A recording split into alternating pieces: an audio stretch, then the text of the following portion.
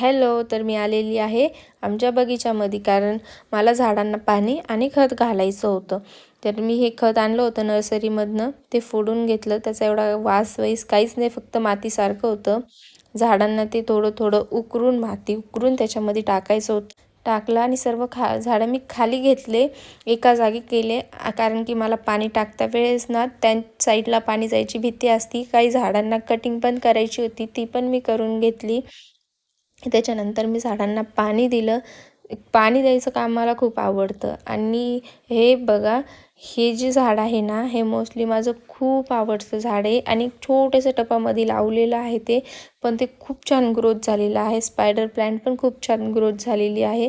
आणि अशी सगळी माझी झाडं, आणि हे फुलांचं झाड दिसते, फक्त मी नर्सरीमधून 20 रुपयाला आणलं. त्यानंतर सगळी झाडं परत वरती अशी सेट करून दिली आणि प्रत्येक झाडाला व्यवस्थित कटिंग दिली होती आज मी. आणि हे जे माझे झाडं जे बॉटलमध्ये लावले ना, ते खूप छान असे बॉलसारखे बनले बघा, असे होते. थँक्यू.